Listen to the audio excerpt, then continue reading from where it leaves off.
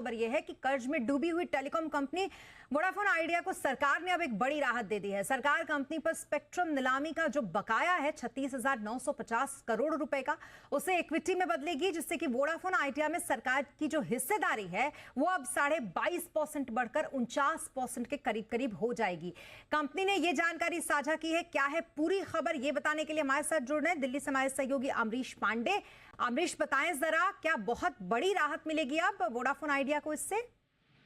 देखिए, Vodafone idea के लिए कुछ भी अगर होता तो वो एक बड़ी राहत ही कही जाएगी, क्योंकि कंपनी के पास किसी भी तरह का कैश नहीं है और उसके पास जो बकाया देनदारियां हैं वो बहुत लंबी रही थी और लगातार सरकार की तरफ से डिमांड जा रही थी। उस डिमांड को देखते हुए वोडाफोन ने ऑफर किया था कि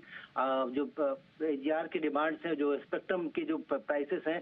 उसका जो बकाया है उसके लिए सरकार हमसे इक्विटी के बदले, हमारा जो बकाया है उसके बदले हमसे इक्विटी ले सकती है। सरकार ने वो मंजूरी दे दी है। अब जो 36,950 करोड़ की देनदारी है उसके बदले सरकार इनसे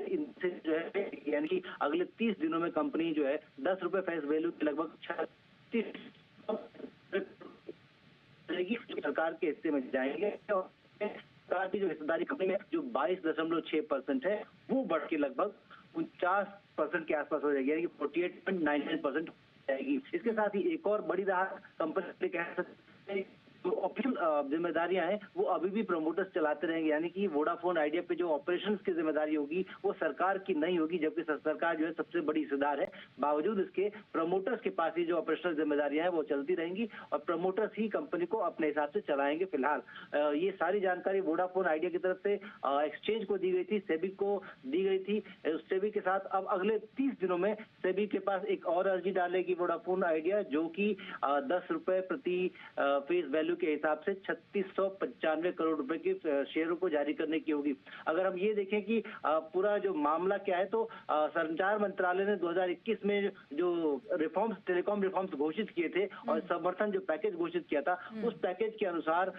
उस नियम के अनुसार वोडाफोन को ये राहत दी गई है, जहां उनकी जो बकाया देनदारी है। यानी अमरीश, अगर हम इसको थोड़ा सा और समझे तो जो इनिशिएट हुआ होगा, जैसा कि आप बता भी रहे थे कि कैश की किल्लत थी वोडाफोन आइडिया के पास और उन्होंने इक्विटी का ये ऑप्शन खुद दिया था, क्या सरकार ने पहले इनिशिएट किया था या फिर वोडाफोन आइडिया की तरफ से ये चीजें इनिशिएट की गई थी? देखिए, नियमों के अनुसार लगातार जो बकाया है उसके लिए सरकार की तरफ से अप्रोच किया जा रहा था कि आप ये बकाया पूरा करें, अदरवाइज आपके जो स्पेक्ट्रम है उसका कुछ और ऑपरेशन किया जाएगा। कंपनी ने साफ साफ कहा था कि हम स्पेक्ट्रम वापस नहीं कर पाएंगे, अगर आपको लगता है तो हमसे हिस्सेदारी और बढ़ा लीजिए। अब क्योंकि सरकार के पास अपनी एक और कंपनी है BSNL, एक साथ साथ MTNL लिस्टेड कंपनी भी है, सरकार नहीं चाहती थी ऐसा कुछ, लेकिन बकाया जो है वो बहुत लंबा था और सरकार का वाकई एक पुराना रिफॉर्म जो है उस नियम के अनुसार वोडाफोन आइडिया ने उसका हवाला देकर सरकार से रिक्वेस्ट की थी कि 2021 में जो आपने रिफॉर्म घोषित किए थे, जो टेलीकॉम सुधार थे और साथ साथ एक समर्थन पैकेज का भी था उसमें